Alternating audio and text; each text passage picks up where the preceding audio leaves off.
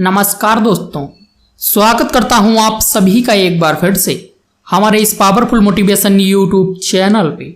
दोस्तों, सनातन धर्म और वेदों में 4 युगों की मान्यता है। माना जाता है कि सतयुग में स्वयं देवता किन्नर और गंधर्व पृथ्वी पर निवास करते थे। हमारे धर्म ग्रंथों में किन्नरों और गंधर्वों के बारे में विस्तार से बताया गया है। सतयुग के बाद आया त्रेता युग। इस युग में भगवान श्री राम ने जन्म लिया और वह स्वयं श्री हरि विष्णु का अवतार थे। फिर द्वापर युग की शुरुआत हुई और इस युग में भगवान विष्णु ने श्री कृष्ण के रूप में जन्म लिया। द्वापर युग में श्री कृष्ण ने जिस तरह की लीलाएं रची उनके बारे में प्रबुद्ध लोगों का कहना है कि भगवान इन लीलाओं के जरिए मानव मात्र को कलयुग में जीवन यापन करने का पाठ पढ़ा रहे थे। कलयुग का कालखंड सबसे छोटा माना गया है और माना जाता है कि कलयुग में भगवान विष्णु का 10वां अवतार होगा, जिसका नाम होगा कल्कि। वर्तमान समय में कलयुग ही चल रहा है। विष्णु पुराण कलयुग का वर्णन करते हुए कहा गया है कि कलयुग में पाप इतना अधिक होगा कि सृष्टि का संतुलन बिगड़ जाएगा। कन्याएं 12 साल में ही गर्भवती होने लगेगी। मनुष्य की आयु औसतन 20 वर्ष हो जाएगी।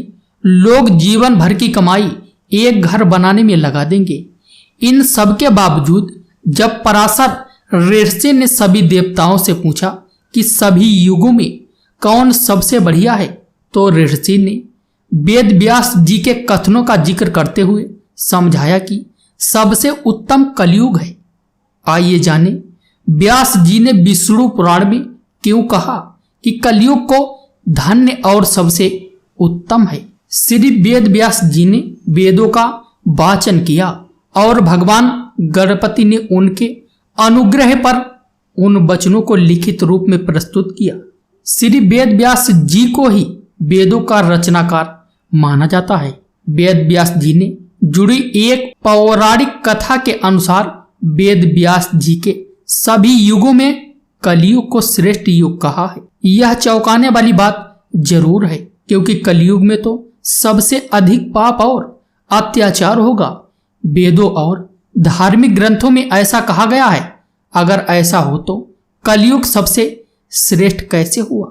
विष्णु पुराण में वर्णित एक घटना के अनुसार मुनिजनों और ऋषियों के साथ चर्चा करते हुए वेद व्यास जी कहते हैं, हे मुनिजन, सभी युगों में कलयुग ही सबसे श्रेष्ठ युग है, क्योंकि 10 वर्ष में जितना व्रत और तप करके कोई मनुष्य सतयुग में पुण्य प्राप्त करता है, त्रेता युग में वही पुण्य 1 साल के तप द्वारा प्राप्त किया जा सकता है। ठीक इसी प्रकार उतना ही पुण्य द्वापर युग में 1 महीने के तप में प्राप्त किया जा सकता है। तो कलयुग में इतना ही बड़ा पुण्य मात्र 1 दिन के तप से प्राप्त किया जा सकता है।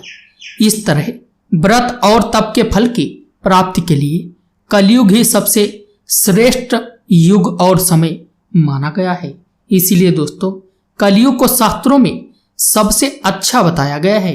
यही वजह है कि कलयुग में कितना भी बड़ा पापी होगा, यदि वो अपने पापों की मुक्ति चाहता है तो उसे अच्छे कर्म करने चाहिए। तो दोस्तों, आज का वीडियो बस यहीं तक था। हम आशा करते हैं कि आपको वीडियो पसंद आया होगा। दोस्तों, यदि वीडियो पसंद आया है तो वीडियो को लाइक, कमेंट, शेयर करना बिल्कुल भी मत भूलना। तो चलिए, मैं मिलता हूं आपसे किसी ऐसे ही ज्ञानवर्धक और नॉलेजेबल वीडियोज के साथ। तब तक के लिए जय हिंद, जय भारत।